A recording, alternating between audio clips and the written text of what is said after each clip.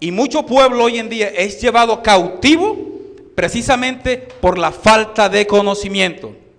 Pero gracias a Dios estamos en una iglesia donde se nos enseña la palabra de Dios.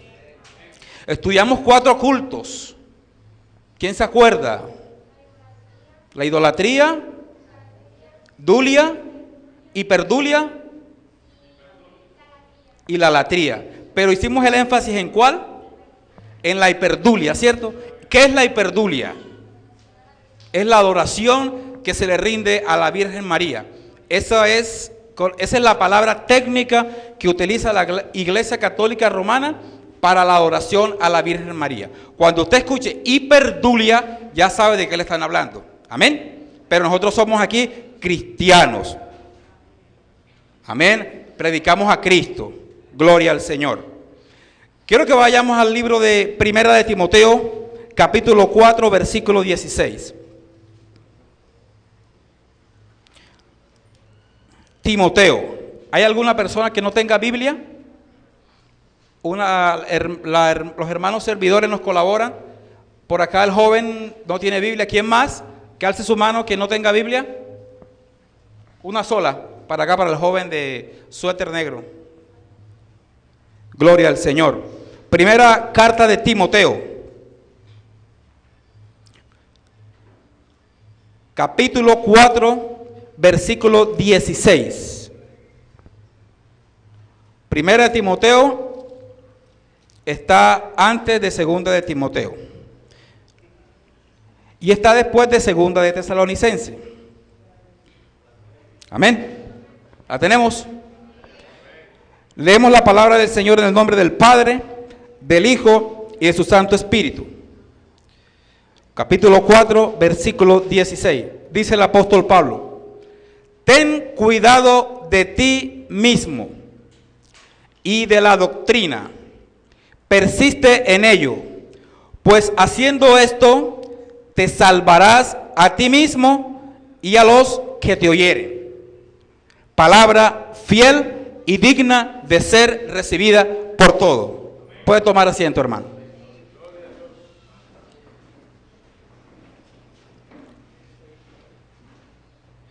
El apóstol Pablo, preocupado por la iglesia, preocupado por las enseñanzas, le da ciertas recomendaciones a Timoteo. Le dice que vienen tiempos peligrosos de apostasía y le da ciertas normas de que él debe, o por la cual él tiene que conducirse. Y al final del capítulo 4 le dice: Timoteo, ten cuidado de ti mismo y de la doctrina. Pablo le da a Timoteo, o le dice 2 cosas. Primera, ten cuidado de ti mismo, le dice Pablo a Timoteo.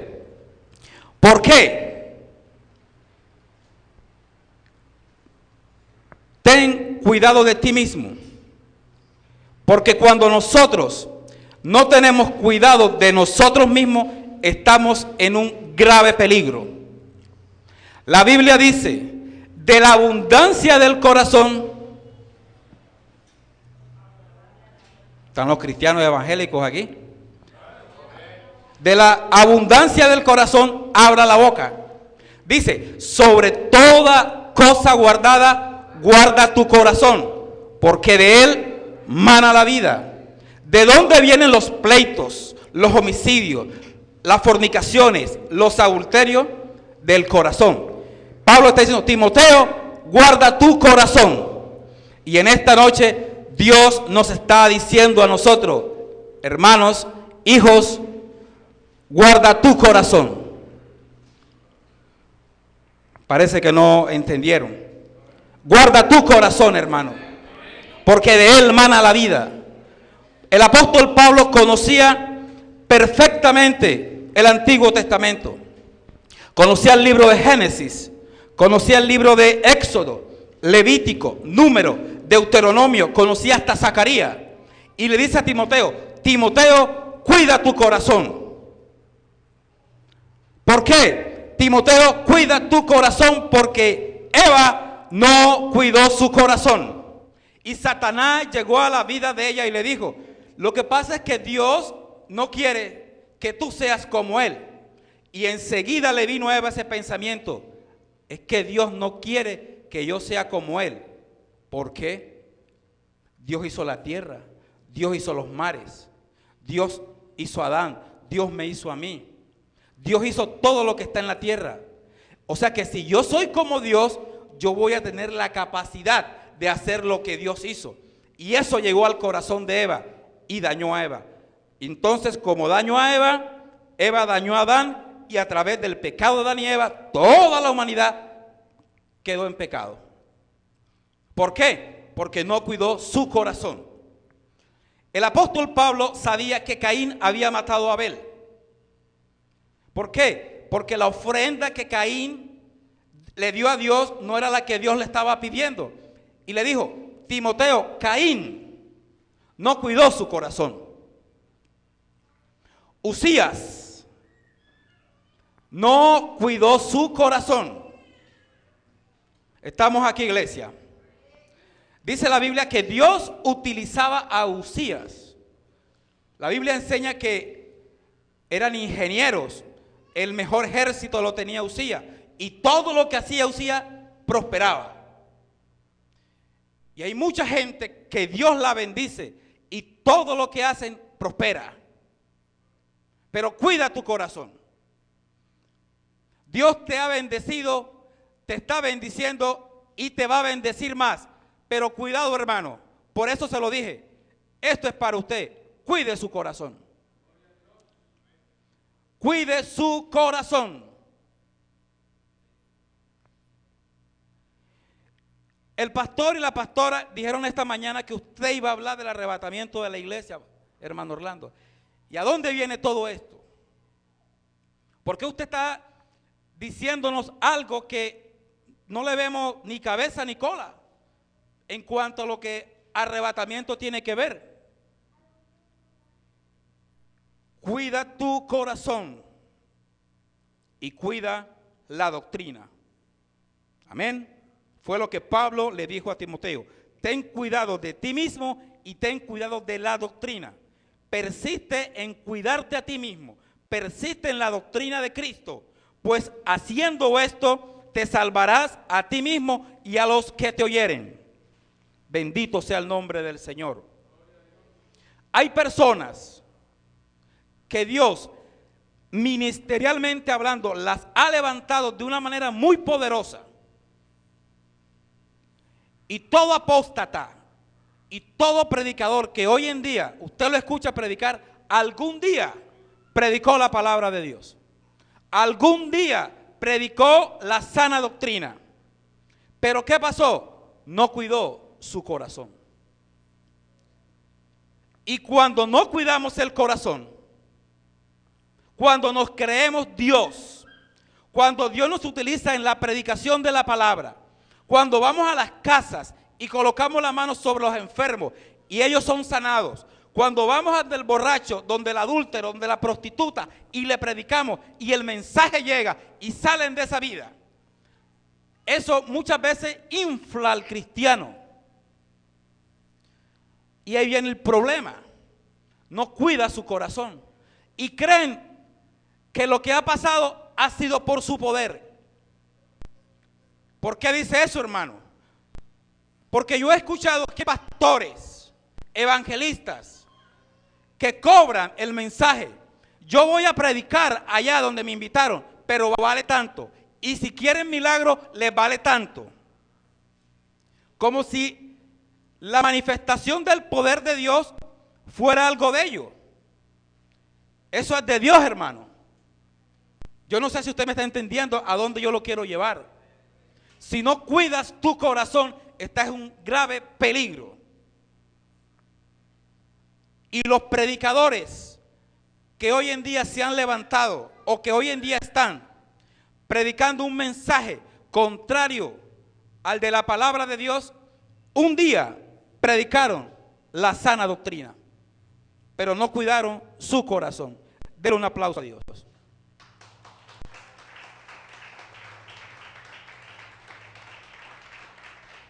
No cuidaron su corazón. Se creyeron los los nos plus ultra, así que non plus ultra, lo último. Y en el Señor nadie se la sabe toda, mi hermano. Si usted cree que se la sabe toda en el Señor, déjeme decirle que usted está en el lugar equivocado. En el Señor se aprende todos los días. Todos los días tenemos que arrepentirnos. Todos los días tenemos que pedirle perdón a Dios. Y todos los días tenemos que aprender de Dios. Aquí nadie se jubila. Aquí nadie alcanzó lo último. Amén. Si lo creyó, diga amén. Pero hay personas que creen, porque Dios las utiliza, que el poder es de ellos, que la unción es de ellos. Y no es así. El mismo Pablo le dice a Timoteo, ten cuidado de ti mismo, Timoteo. Y Pablo tenía credenciales para decir, yo tengo de qué gloriarme. Vamos un momentico a Filipenses. Quiero que vayamos un momentico a Filipenses capítulo 3, versículo 3.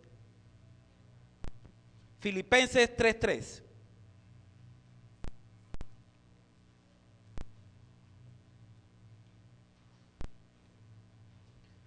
¿Lo tenemos, hermano? Dice Pablo, hablándole al pueblo, porque nosotros somos la circuncisión, los que en espíritu servimos a Dios y nos gloriamos en Cristo Jesús, no teniendo confianza de la carne. Mira lo que dice Pablo, no tenemos confianza de la carne, y esa es una realidad. El que le sirve a Cristo Jesús no se puede confiar de la carne. Y él dice, aunque yo tengo también de qué confiar en la carne. Si alguno piensa que tiene de qué confiar en la carne, yo más, y empieza a dar sus credenciales. Número 1, dice, yo fui circuncidado al 8º día. ¿Sabe qué estaba diciendo Pablo ahí? Yo desciendo directamente de Abraham. A Abraham Dios le dijo que su descendencia tenía que ser circuncidada al 8º día. Y yo cumplo perfectamente ese requisito de los hijos de Abraham. Los hijos de Ismael eran circuncidados a los 13 años. Yo no pertenezco a los ismaelitas. Yo soy de Abraham.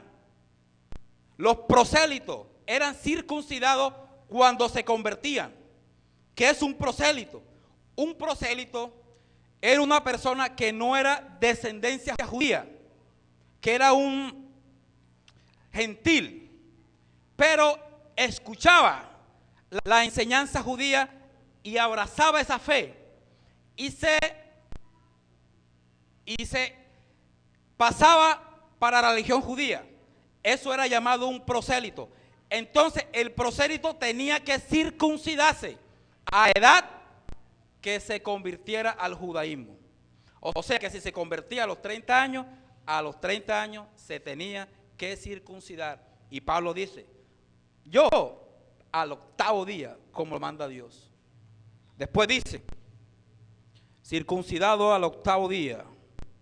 Estamos en el versículo 5. Del linaje de Israel. ¿Sabe lo que significaba lo que decía del linaje de Israel? Yo desciendo directamente de Jacob, de al que se le dio la promesa. Yo soy israelita, de los israelitas. Y eso pesaba, hermano. Israelita de los israelitas. La tribu de Benjamín. ¿Sabe qué significaba eso? El primer rey que tuvo Israel fue Saúl. Y Saúl era de la tribu de Benjamín. Ese era un orgullo. Esa era la clase aristocrática de Israel, los benjamitas. La mujer que amaba a Jacob, Raquel, tuvo a Benjamín. Con él tuvo a Benjamín. Él decía, yo desciendo de la tribu de Benjamín, la cual nuestro padre Jacob amaba a Raquel.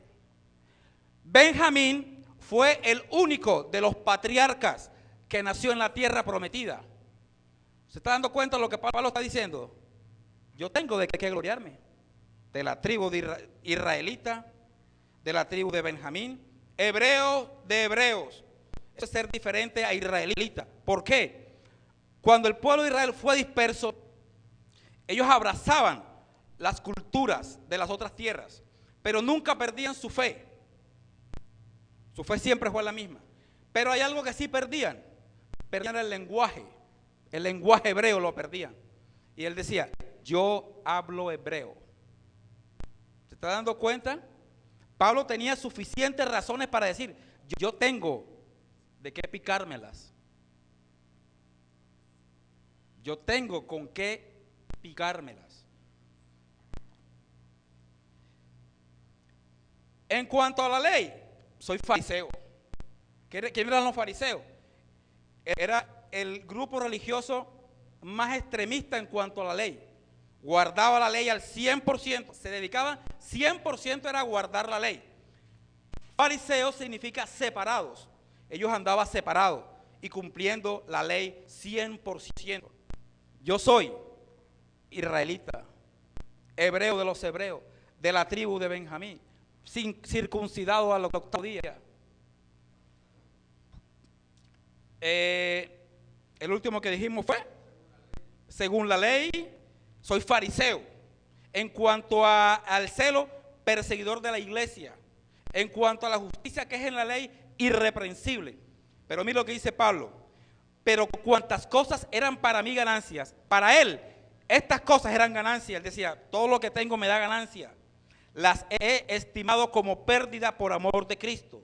Y ciertamente aún estimo todas las cosas como pérdida por la excelencia del conocimiento de Cristo Jesús, mi Señor, por amor del cual lo he perdido todo y lo tengo por basura, para ganar a Cristo y ser hallado en Él, no teniendo mi propia justicia que es por la ley, sino que es por la fe de Cristo, la justicia que es de Dios por la fe, a fin de conocerle y el poder de su resurrección y la participación de sus padecimientos, llegando a ser semejante a Él en su muerte. ¿Qué dice Pablo en todo esto? Timoteo, cuida tu corazón. Timoteo, si no cuidas tu corazón, estás en un grave peligro. No te fíes de lo que eres. No te fíes de tu apellido. Escucha, hermano. No nos fiemos cuán alto espiritualmente nos haya llevado el Señor. Aprended de mí, que soy manso y humilde de corazón. La humildad que tenemos que tener nosotros es de corazón. Amén. ¿Qué pasó con esto? Si Timoteo no se cuidaba de él, de paso dañaba la doctrina. Le dice, Timoteo, ten cuidado de ti mismo y de la doctrina. Y hoy en día hay predicadores que no se cuidaron ellos mismos. Y como resultado no han cuidado la doctrina. Y hoy hay predicadores enseñando que el arrebatamiento de la iglesia es una fábula. Que el arrebatamiento de la iglesia no es algo bíblico. Que el arrebatamiento de la iglesia es algo que la Biblia no enseña. Predicadores. Por eso me tomé el tiempo para decirle todo lo que le dije. Porque este tipo de personas no se cuidaron. Y hoy en día están enseñando una doctrina mala y diabólica. Y el pueblo cristiano que está creciendo está siendo alimentado con una doctrina diabólica. Y si usted está siendo mal alimentado, sus frutos no van a ser como el Espíritu Santo todo lo quiere. Amén. Y están negando el arrebatamiento de la iglesia. Y están negando la segunda venida de Cristo. Estuve viendo un video de un pastor argentino que predica en los Estados Unidos. Y se lo mostraba a mi esposa. Se burla del evangelista que hace unos días murió, de Gigi Ávila. Se burla de él. Y la gente, cuando él se burla, la gente de la iglesia aplaude y se ríe también, burlándose de un hombre de Dios. Se burla del mensaje de Gigi Ávila. Se burla porque Gigi Ávila, su mensaje central fue Cristo viene. Y ese es el mensaje que tenemos que predicar hoy en día. Cristo viene. Todos los días tenemos que predicar Cristo viene. ¿Usted sabe por qué? Porque si alguien se muere hoy, Cristo llegó para él hoy. Amén. Si alguien muere esta noche, para él ya llegó Cristo. Por eso hay que predicar todos los días que Cristo viene. Cristo viene. Y decía, cuando él iba allá a Argentina, con el mismo mensaje, y se burlaba. Ese era un estilo de mensaje. No, mi hermano, eso no es un estilo de mensaje. Ese es el mensaje que hay que predicar hoy en día. Que Cristo viene, hermano. Nosotros estamos aquí es por salvación. Amén. Nosotros no estamos aquí para que nos vean. ¿Ah? Nosotros estamos aquí por una salvación. De tal manera amó Dios al mundo, que dio a su Hijo unigénito, para que todo aquel que en él cree no se pierda, mas tenga vida eterna. Porque no envió Dios al mundo a su Hijo para condenar al mundo, sino para que el mundo fuese ¿qué? Fuese salvo. En la iglesia no estamos para otra cosa, sino para enseñar la salvación. Amén. Y si enseñan que Cristo no viene o se burlan de la palabra de Dios, déjeme decirle, hermano, que ese señor es un apóstata. Llámese como se llame. Después dijo, cuando lo confrontaron, que él sí enseñaba el arrebatamiento y que él sí creía del arrebatamiento. Y yo le digo algo, si alguien cree en el arrebatamiento, tiene que predicar del arrebatamiento, porque si no, no está creyendo en él. Si alguien cree en el perdón, tiene que predicar en el perdón. Si alguien cree que Cristo salva, tiene que predicar que Cristo salva. Si alguien cree que Cristo sana, tiene que predicar que Cristo sana. ¿Cuántos están aquí? ¿Cuántos están de acuerdo con lo que estoy diciendo? Dele el aplauso a Dios. Dele el aplauso a Dios. Este es el mensaje que hay que predicar hoy, que Cristo viene.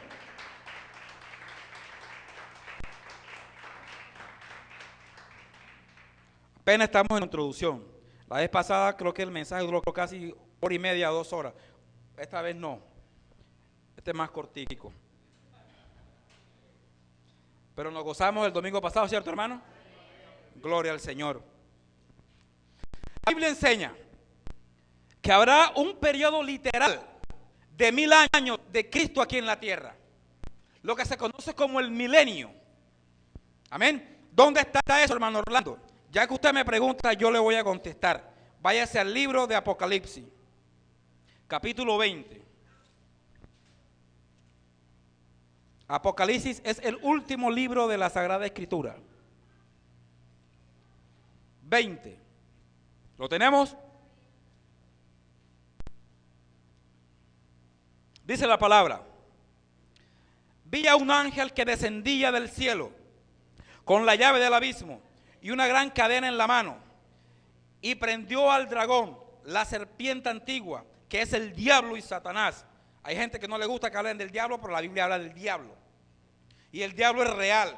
Y mucha gente hoy está como está porque están bajo el poder del diablo. Mucha gente hace lo que hace porque están bajo el poder del maligno, de Satanás. ¿Cómo es posible que una persona mate a la suegra, tira a matar a la esposa y se mate él? Es el diablo que está ahí, hermano. Y hay gente que no le gusta que se hable de esto. Pero si la Biblia me enseña que el diablo existe, yo tengo que predicar que el diablo existe. Si la Biblia me enseña que Cristo es el que salva, yo tengo que predicar que Cristo es el que salva. Si la Biblia me enseña que hay un arrebatamiento en la iglesia, prediquemos del arrebatamiento en la iglesia. ¿Y lo ató por cuántos años? Por 1000 años. Versículo 3. Y lo arrojó al abismo y lo encerró y puso sus sellos sobre él para que no engañase más a las naciones. ¿Ya se da cuenta que el diablo engaña a las naciones, engaña a las personas, engaña a las almas? Por eso es que hay tanta religión hoy en día y la gente la está llevando para el infierno porque las engaña. Engaña más, para que no engañen más a las naciones, hasta que fuesen cumplidos ¿cuántos años? 1000 años. Y después de esto debe ser desatado por un poco de tiempo. Y vi tronos y se sentaron sobre ellos los que recibieron facultad de juzgar, y vi las almas de los decapitados por causa del testimonio de Jesús y por la palabra de Dios, los que no habían adorado a la bestia ni a su imagen, y que no recibieron la marca en su frente ni en sus manos, y vinieron, ¿y qué? Y reinaron ¿con quién? Con Cristo. ¿Cuántos años? 1000 años. Pero los otros muertos no volvieron a vivir hasta que ¿qué? Se cumplieron 1000 años. Esta es la primera resurrección. Bienaventurado y santo el que tiene parte en la primera resurrección. La segunda muerte no tiene potestad sobre esto, sino que serán sacerdotes de Dios y de Cristo y reinarán con Cristo. ¿Cuántos años? Alabado sea el Señor. Versículo 7. Cuando los 1000 años se cumplan, Satanás será suelto de su prisión. Bendita sea la gloria del Señor. ¿Cuántos años habló aquí? ¿De un periodo de cuántos años? De 1000 años. 1000 años. En cuanto al periodo milenial, existen 3 puntos de vista. Existe lo que se le conoce como la creencia amilenial, existe la creencia premilenial y existe la creencia postmilenial.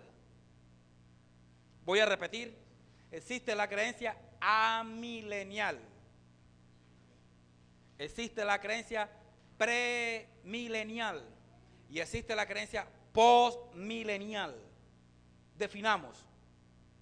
Número 1, amilenial. ¿Qué es eso? Es la creencia donde se enseña que Cristo no va a reinar en la tierra físicamente por 1000 años. Significa, el prefijo A significa sin, milenial, milenio, o sea, sin milenio. ¿Quiénes abrazan esta creencia? La Iglesia católica, apostólica y romana. Por eso es que usted, cuando era católico romano, alza la mano los que fueron católicos romanos. Los que fueron católicos romanos nunca escucharon al sacerdote hablar del arrebatamiento de la iglesia. ¿O lo oyeron? Nunca. Ni lo harán. Nunca hablan del anticristo. Nunca hablan de la batalla de Armagedón. Nunca hablan del periodo de la gran tribulación.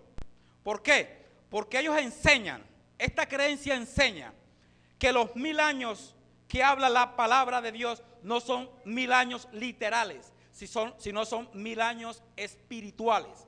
¿Cómo así? Ellos enseñan que entre la primera venida de Cristo y la segunda venida es el tiempo de los 1000 años. En otras palabras, según esa creencia, estamos viviendo actualmente los 1000 años. ¿Está entendiendo? O como decía el domingo pasado, si no ha entendido, me puedo devolver y comenzamos otra vez. No, pero yo sé que usted está entendiendo. Gloria al Señor. Den un aplauso a Dios. Alábalo porque Él vive.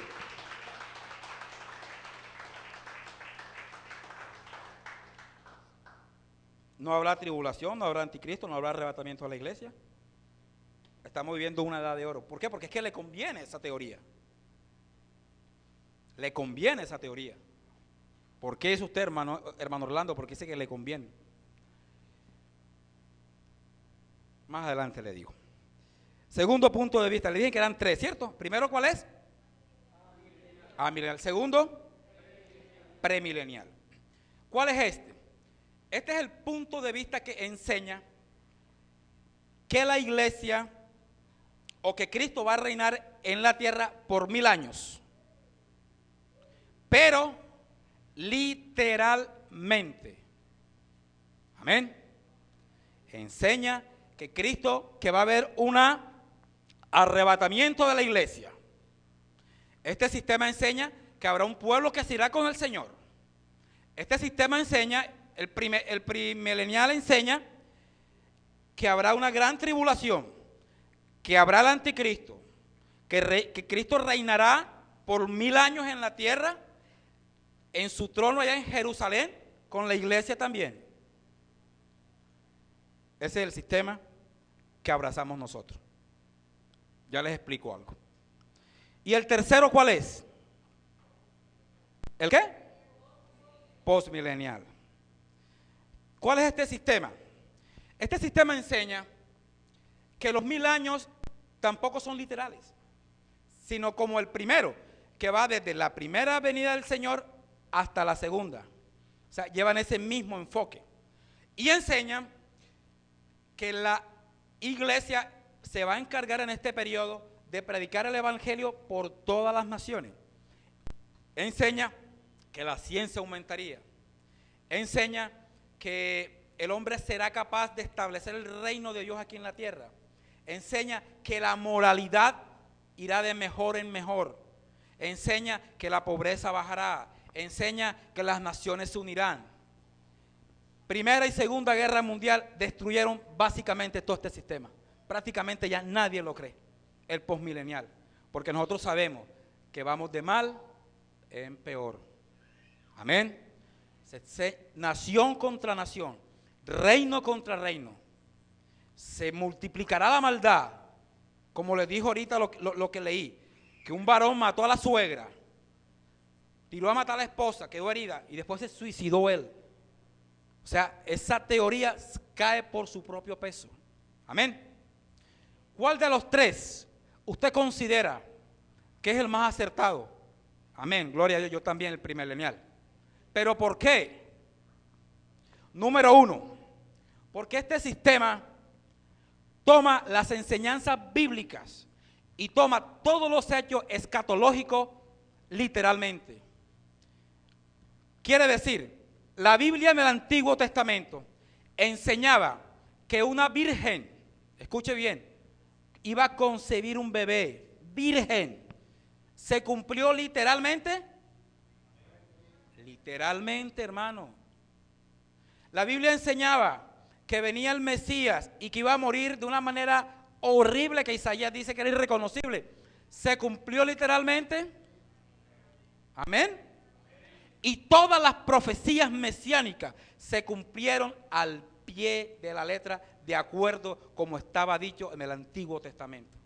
Entonces, si las profecías del Antiguo Testamento se cumplieron en Cristo al 100% literal, las profecías en cuanto al retorno de Cristo tienen que cumplirse 100% literal. Amén. Segundo, porque era el tipo de pensamiento que tenía la iglesia primitiva. La iglesia apostólica de los 3 primeros siglos tenía este pensamiento bien claro, que Cristo venía. Y eran los que estaban más cerca de Jesucristo en tiempo. Esa era la segunda. Y la tercera razón por la cual consideramos que este es el punto de vista de la cual la Escritura habla, es porque hay 2 pactos que tienen que cumplirse literalmente. Uno, Dios le prometió a Abraham que de su descendencia serían todas benditas las naciones. Amén. ¿Se cumplió eso? Amén. Nosotros estamos aquí por esa promesa. Usted lo alcanzó, esa promesa, hermano. Amén. Ese es para usted también. Ese no era solamente para los israelitas, para nosotros. En tu simiente serán benditas, no dice la nación de Israel, todas las naciones de la tierra. Amén. Y le dio otra promesa, le dijo, el pueblo de Israel ocupará desde el Éufrates hasta tal parte. Y esa profecía no se ha cumplido, hermano. Y esa profecía tiene que cumplirse literalmente. Segunda profecía que no se ha cumplido, segundo pacto. Le dijeron a David que de su descendencia se sentaría el Mesías en el trono y gobernaría eternamente en el trono de David en Jerusalén. ¿Se ha cumplido esa profecía? Esa profecía no se ha cumplido. ¿Se va a cumplir cuándo? Cuando vengan los 1000 años. Se sentará Jesucristo en el trono de David y entonces ese pacto que hizo Dios se cumplirá al 100%. Por eso nos aferramos y creemos en esta doctrina. Amén. Estamos aprendiendo.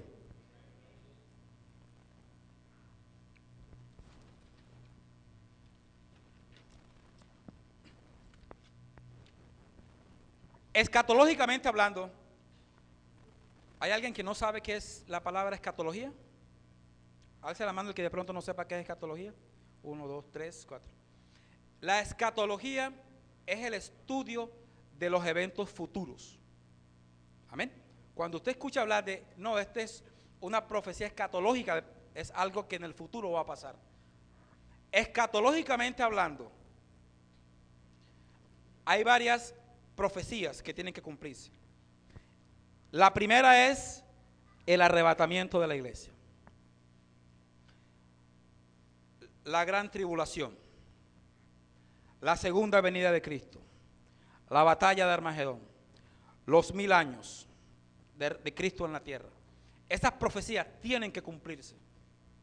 Y la que estamos esperando nosotros es el arrebatamiento de la iglesia.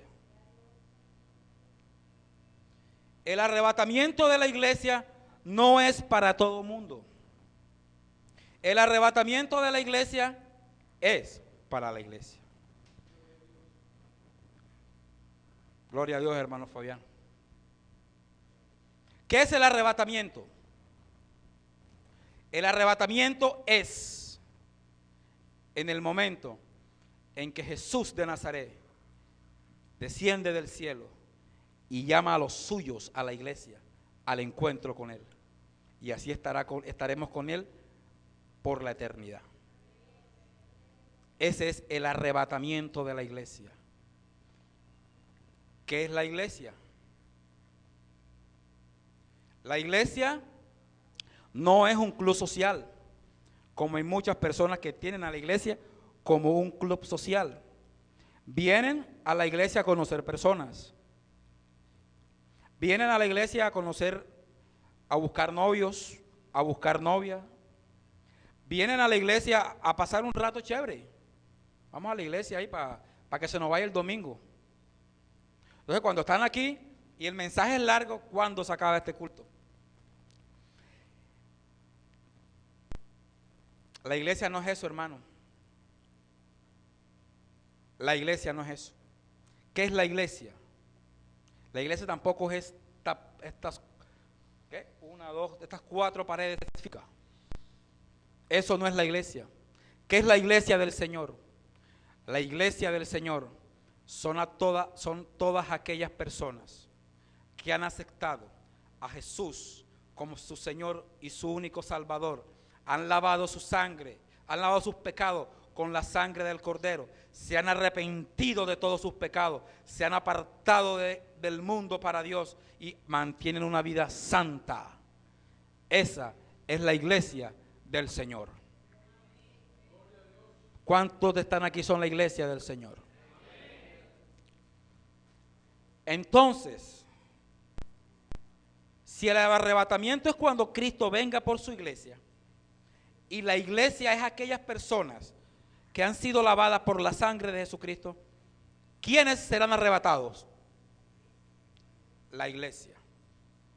Parece como que la misma pregunta, hermano. Porque es que hay gente que viene a la iglesia y no es iglesia. Voy un poquito más allá. Hay gente que se monta en los púlpitos a predicar y no es iglesia. Hay gente que ayuna y no es iglesia.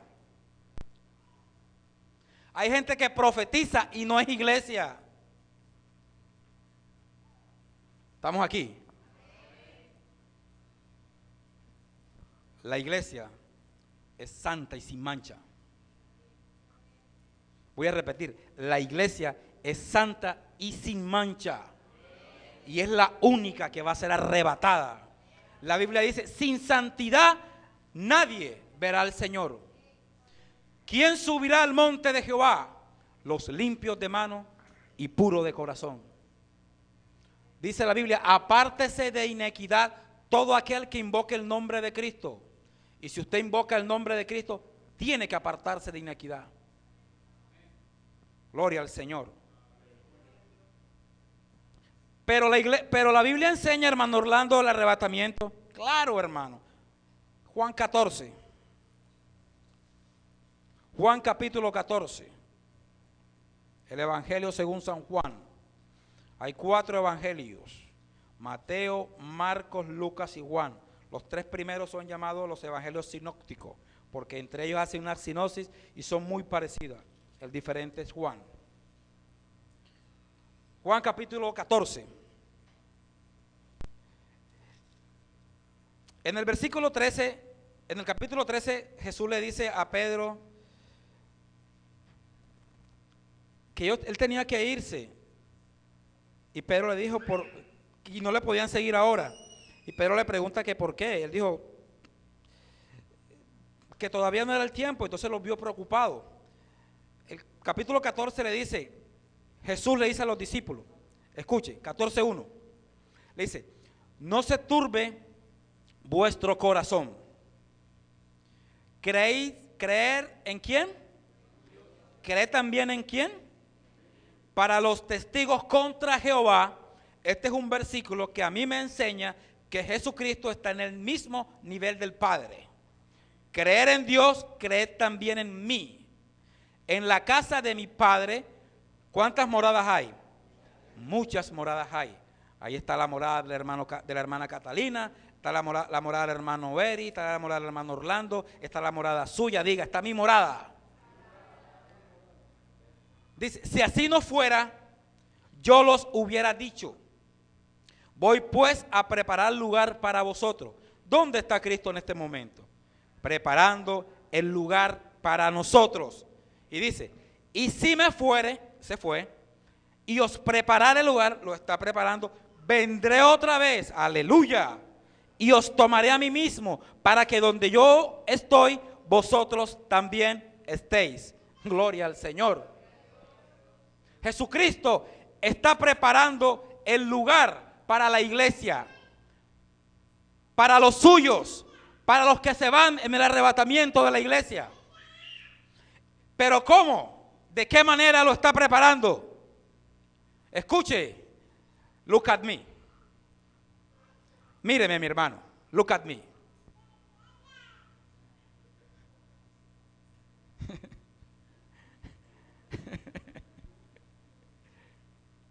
¿De qué manera está preparando el Señor? Cuando usted peca, Él va al Padre y le dice, yo morí por Él. Cuando usted falla, Él va al Padre y le dice, Señor, yo morí por Él. Cuando usted hace algo indebido, Él va al Padre y le dice, Señor, yo morí por Él. Cuando usted va en contra de la palabra de Dios y su salvación peligra y usted se arrepiente, Él va al Padre y le dice, Padre, yo morí por Él. Abogado tenemos para con el Padre, a Jesucristo el justo. Ya las moradas están preparadas, hermano. Lo que Jesús está haciendo es intercediendo por nosotros cuando nosotros fallamos. Y que me alce la mano aquí alguno que no le haya fallado al Señor. Y que me alce la mano alguno que le haya fallado al Señor. Cuando usted le falló al Señor, ese día Él se presentó donde el Padre y le dijo, yo morí por Él. Yo morí por Él. Intercedió por ti, hermano. De esa manera es que Jesucristo está preparando la morada en los cielos con nuestro Padre Celestial. No se turbe vuestro corazón. Dice, os tomaré a mí mismo. En el griego es la palabra palambano. Parece como un remedio así pero de los que saben feo. Palambano. Es la palabra que utiliza para decir, os tomaré a mí mismo. O sea, los pondré o los quitaré de un lugar y los pondré en otro. Eso es lo que significa la palabra. Primera de Tesalonicenses capítulo 4. ¿Quiénes se van con el Señor? La iglesia se va con el Señor. Primera de Tesalonicenses capítulo 4 versículo 13. Primera de Tesalonicenses 4:13. Dice Pablo, 4:13. Estamos viendo por la palabra de Dios el arrebatamiento de la iglesia. Dice Pablo, tampoco queremos, hermanos, que ignoréis acerca de los que duermen, para que no se entristezcan como los otros que no tienen esperanza. Porque si creemos que Jesús murió y resucitó, así también traerá Dios con Jesús a los que durmieron en él. Por lo cual os decimos esto en palabra del Señor, que nosotros que vivimos, que habremos quedado hasta la venida del Señor, no precederemos a los que durmieron, porque el Señor mismo, con voz de mando, con voz de arcángel y con trompeta de Dios, descenderá del cielo, y los muertos en Cristo resucitarán primero. Luego nosotros, los que vivimos, los que hayamos quedado, seremos arrebatados juntamente con ellos en las nubes para recibir al Señor en el aire, y así estaremos siempre con el Señor. Por tanto, alentaos los unos a los otros con estas palabras. Yo les doy una voz de aliento hoy, hermano. Cristo viene por usted. No se turbe vuestro corazón, hermano. Cristo viene por usted. Cristo viene por su iglesia. ¡A su nombre! Pablo dice, no quiero que ignoren acerca de los que duermen, porque es que hay gente que no tiene esperanza ya. Por eso es que hay misa. Amén. Por eso es que se murió Julanito de tal, y vamos a hacerle misa para ayudarlo, porque es que está en el purgatorio. Entonces, si le hacemos una misa, lo vamos sacando del purgatorio. Si le hacemos otra misa, lo vamos sacando del purgatorio. El purgatorio no existe, hermano. Eso no es una doctrina bíblica, es una doctrina diabólica que lo enseña la Iglesia Católica Romana, y esa ha sido una de las maneras que se ha vuelto multimillonaria, porque la gente, por el afán, la agonía de sacar a sus seres queridos del purgatorio, han dado buenas donaciones a la Iglesia Católica Romana. Pero el purgatorio no existe. Existe el cielo y existe el infierno. No hay término intermedio. No hay término intermedio. Amén. Hay gente que tiene esa tristeza. Se murió mi hermano, se murió mi hermana, mi papá, mi mamá. ¿Qué será de ellos? Pero si nosotros tenemos familias creyentes y mueren, tenemos la confianza en la palabra de Dios que algún día estaremos con ellos. Que no está en el infierno, ni está en el purgatorio, ni está en el Hades, ni está en el limbo de los niños, ni está en nada de esa basura. Está en la presencia de Dios. No queremos que ignoren esto, hermano, porque la iglesia estaba preocupada. Y Pablo les aclara, tranquilos, tranquilos. Dice, porque si creemos que Jesús murió y resucitó, así también traerá Dios con Jesús a los que durmieron en él. Por lo cual decimos esto en palabra del Señor. Vea lo que está diciendo Pablo. Esto que le estoy diciendo no es algo mío. Esto que le estoy diciendo es palabra de Dios.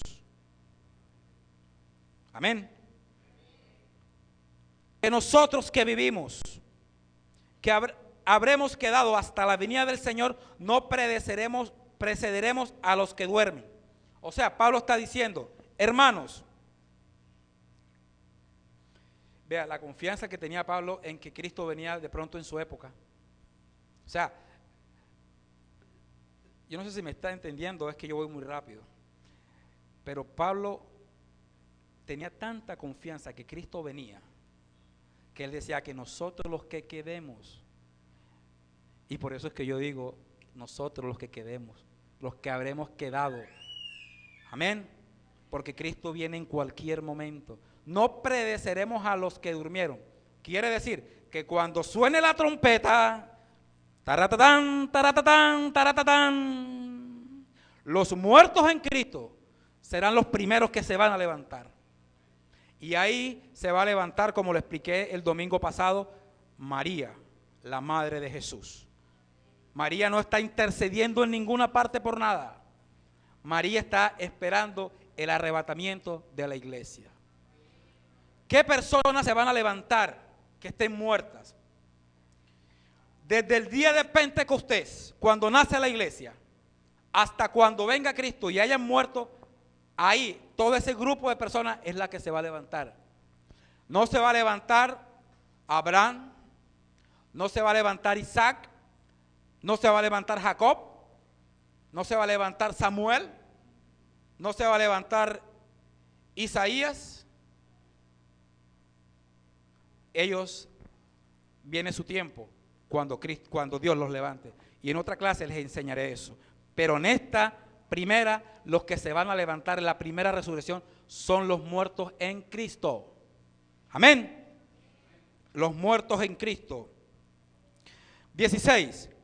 Porque el Señor mismo, con voz de mando, con autoridad, con voz de arcángel y con trompeta de Dios, descenderá del cielo, y los muertos en Cristo resucitarán primero. Con voz de mando. Llegó a la tumba de Lázaro. ¿Cuántos muertos habían en ese cementerio? Usted que estudia bastante. ¿Ah? ¿Muchos? ¿Amén? ¿Qué dijo el Señor? Lázaro, sal fuera. ¿Cuántos salieron? ¿Ah? ¿Cuántos? Solamente Lázaro. ¿Por qué? Solamente Lázaro. La Biblia dice, los que son de Dios, la voz de Dios oyen. Y si usted no escucha la voz de Dios aquí en la tierra, tampoco la oirá el día del arrebatamiento de la iglesia. Por eso es que hay que escuchar la voz de Dios aquí en la tierra, para que cuando venga el día del arrebatamiento también la escuchemos. Lázaro, sal fuera, y solamente Lázaro se levantó, más nadie, porque Lázaro era amigo del Señor. ¿Cuántos alaban a Dios? Dale un aplauso a Dios. ¿Vive o no vive?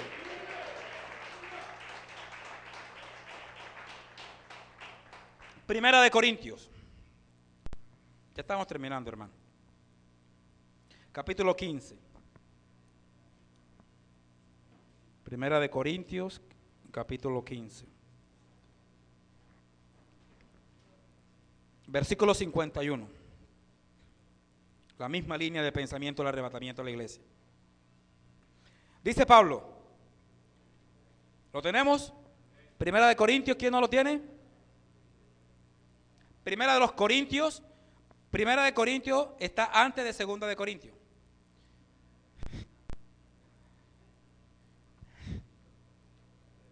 Capítulo 15, versículo 51.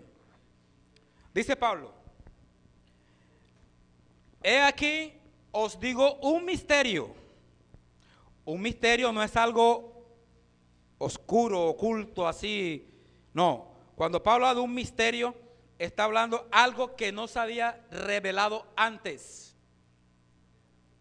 Amén.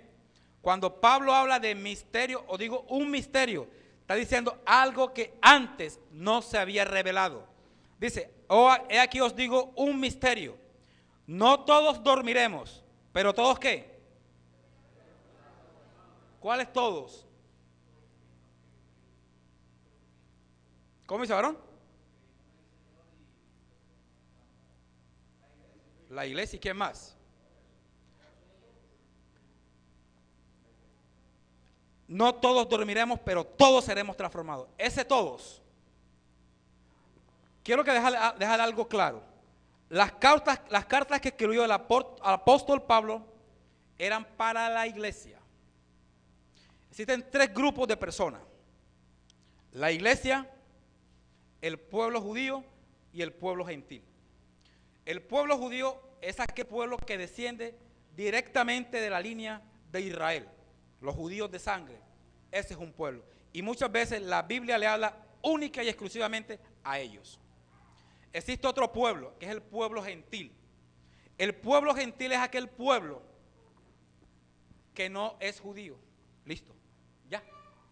O sea que el resto de gente es gentil. Y existe un tercer pueblo que es la iglesia.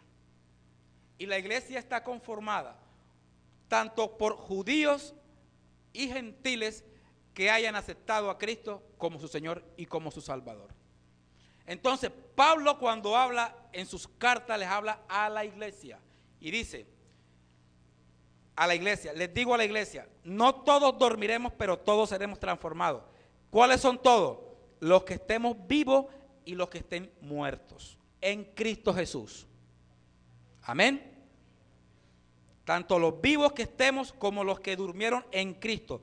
todos seremos transformados. La palabra transformado es la palabra, ese saben un poquito mejor, matachamatizo, que es cuando se cambia de forma, cuando la mariposa cambia de forma, que es un gusano y se convierte en mariposa, cambió de forma. Entonces así vamos a ser transformados nosotros. Amén. Versículo 52. ¿Cómo va a ser? ¿En qué momento? Eso va a ser en un abrir y cerrar de ojos. Eso va a ser instantáneo. Al final trompeta, la misma trompeta de Primera Tesalonicenses, porque se tocará la trompeta y los muertos serán resucitados incorruptibles y nosotros seremos transformados, lo que le decía ahora. Porque es necesario que esto corruptible se vista de incorrupción y esto mortal se vista de inmortalidad. Amén. Gloria al Señor. Hermano, ¿ha habido antes arrebatamiento? No. Decídanse, ¿sí o no? Génesis 5. Génesis 5, 22.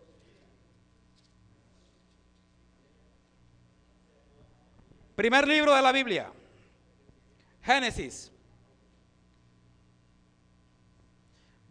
Capítulo 5, versículo 21. ¿Lo tenemos?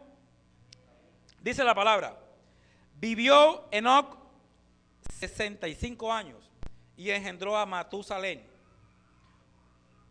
Y caminó Enoc con Dios después que engendró a Matusalén 300 años y engendró hijos e hijas.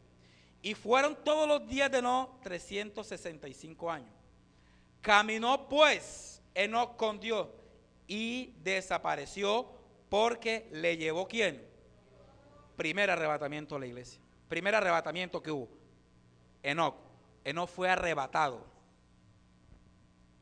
Hebreos 11.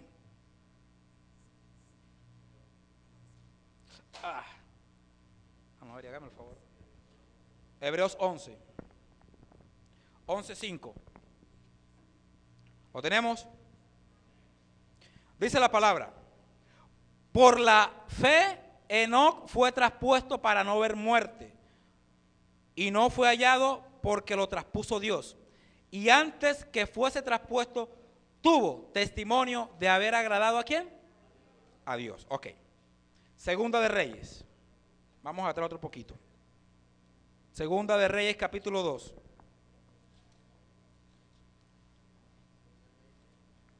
Segunda de Reyes, capítulo 2, versículo 9. Amén.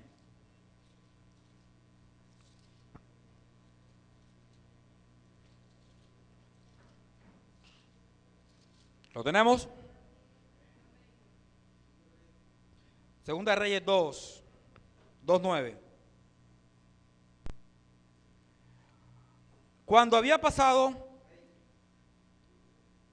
Elías dijo a Eliseo: Eliseo, pide lo que quieras que haga por ti, antes que yo sea ¿qué? Quitado. Elías sabía que iba a ser quitado, que iba a ser arrebatado. Y dijo Eliseo: te ruego que una doble porción de tu espíritu sea sobre mí. Él le dijo: cosa difícil has pedido. Si me vieres cuando fuere quitado de ti, te será hecho. Mas si no, no. Y aconteció que yendo ellos y hablando, he aquí un carro de fuego con caballo de fuego apartó a los dos, y Elías subió al cielo en un torbellino. Ese fue el segundo arrebatamiento que la iglesia enseña. Amén. Vamos al último arrebatamiento que ha habido. Hechos capítulo 1.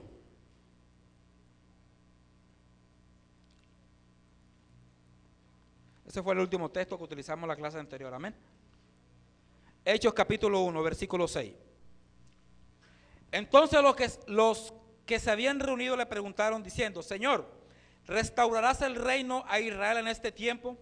Y les dijo, no os toca a ustedes saber los tiempos o las sazones que el Padre puso en su sola potestad, pero recibirán poder cuando haya venido sobre ustedes el Espíritu Santo, y me serán testigos en Jerusalén, en toda Judea, en Samaria y hasta lo último de la tierra.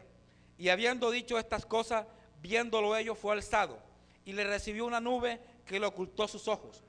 Y estando ellos con los ojos puestos en el cielo, entre tanto que él sabía que él se iba, he aquí se pusieron junto a ellos dos varones con vestiduras blancas, los cuales también le dijeron, varones galileos, ¿por qué estáis mirando al cielo?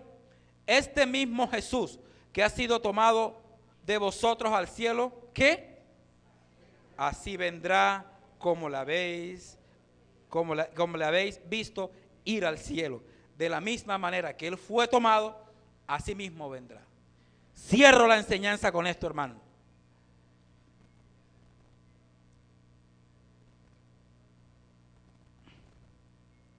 La Corte Suprema Celestial exige algo para ser arrebatado. Y yo voy a tomar el ejemplo de Enoc, y por eso quiero que vayamos nuevamente a Génesis 5.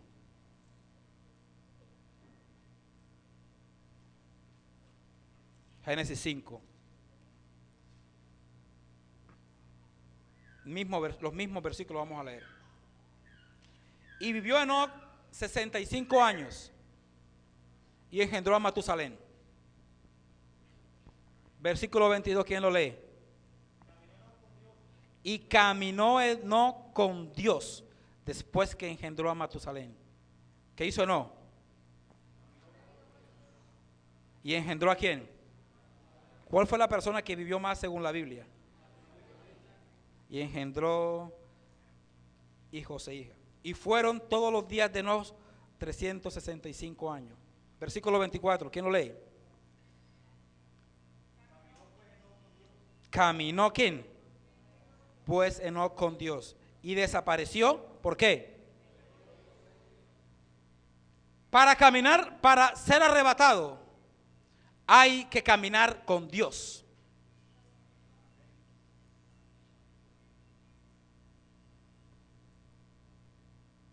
Usted puede saber mucha Biblia, pero si usted no camina con Dios, usted no va a ser arrebatado. Usted puede venir a todos los cultos que se hagan aquí, o los que me escuchan en la radio, al culto de su iglesia, pero si usted no camina con Dios, usted no va a ser arrebatado. Usted puede ser el diezmador más fiel que haya en la iglesia, pero si usted no camina con Dios, usted no va a ser arrebatado. Usted puede ser la persona que viene a todos los ayunos devocionales y esto y lo otro, pero si no camina con Dios, no va a ser arrebatado. ¿Qué es caminar con Dios? Cumplir la palabra de Dios. Séquese la hierba, marchítese la flor, pero la palabra de Dios tiene que permanecer para siempre. Caminar con Dios es cumplir la palabra de Dios. Amén. 24. La misma, caminó pues Enoc con Dios y desapareció porque le llevó Dios. Hebreos 11, el mismo de ahorita. 11:5.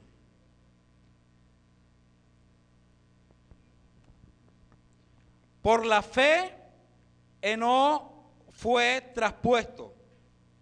Por la fe, Enoc fue arrebatado para no ver muerte.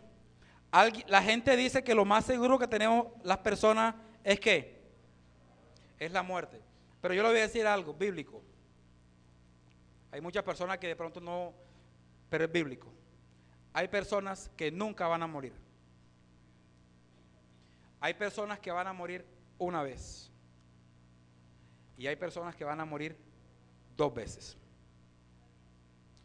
Los que nunca van a morir son aquellas personas que estén vivas, estén en Cristo Jesús y venga el arrebatamiento.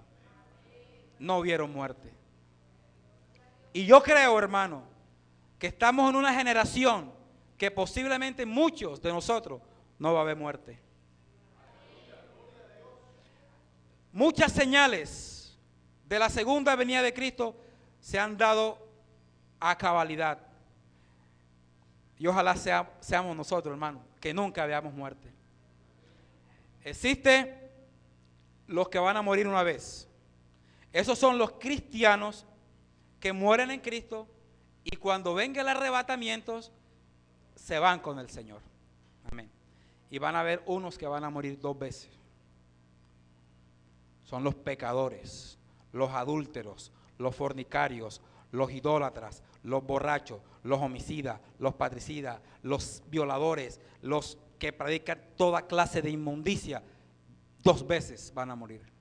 Una, su muerte física normal. Y otras, cuando venga el gran juicio del trono blanco y sus nombres no sean hallados en el libro de la vida, van a ser lanzados al fuego, al lago de fuego. Y dice la Biblia, esa es la segunda muerte. Pero nosotros somos o de una sola o de ninguna. Amén. Gloria al Señor. Por la fe Enoc fue traspuesto para no ver muerte y no fue hallado porque lo traspuso Dios. Y antes que fuese traspuesto tuvo testimonio de qué. Esto no es por cara, hermano. El arrebatamiento y los que se van, esto no es por cara. Esto no es por ministerio. Esto no es porque yo cante bonito. Esto no es porque yo predique la Biblia, porque me sepa bastante versículo. Eso es por haber dado testimonio de haberle agradado a Dios. Esas son las dos que exige la Corte Suprema Celestial para ser arrebatado. Uno, caminar con Dios. Y caminar con Dios es algo más de pronto de lo que nosotros nos imaginamos. Caminar con Dios es estar sujeto a la palabra de Dios. Caminar con Dios es, si la Biblia dice, hijo, obedecer a vuestros padres. Y si yo quiero caminar con Dios, yo tengo que obedecer a mi papá y a mi mamá. Ahí estoy caminando con Dios. La Biblia dice, maridos, amad a vuestras mujeres. Si yo amo a mi esposa y le doy el lugar que ella se merece, como la Biblia me enseña, yo estoy caminando con Dios. Pero si la Biblia pero si yo trato a mi esposa mal, la golpeo físicamente o de palabra, puedo venir mucho a la iglesia y saber mucha Biblia, pero yo no estoy caminando con Dios. Si la Biblia dice, mujer, está sujeta a tu marido, pero si la mujer no está sujeta a su marido, puedes venir a la iglesia, hermana, lo siento, pero en ese tren no te vas. Amén. Cumplir la palabra de Dios. Y cuando cumplimos la palabra de Dios, damos testimonio de haber agradado a Dios. Y esos son los que se van con el Señor. Denle un aplauso a Dios.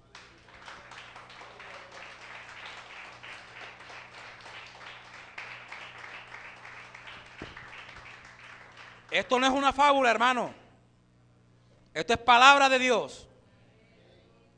Esto no es como dice Cash Luna, ni lo que dice Dantel, ni lo que dicen pocos de predicadores. Esto es la palabra de Dios. Y como le dije al comienzo, si Cristo viene hoy, ahora, muchos se van a quedar. Y le digo algo, si alguien se muere hoy, en este momento, llegó Cristo para él.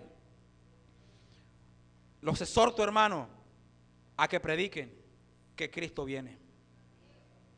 A que no le prediquen a la gente que vayan a la iglesia porque allá Dios te va a dar plata, te va a dar el trabajo que necesita.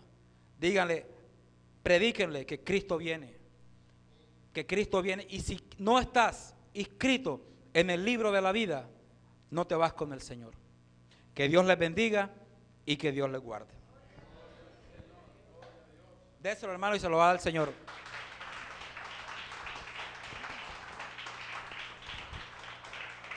Gloria al Señor, aleluya.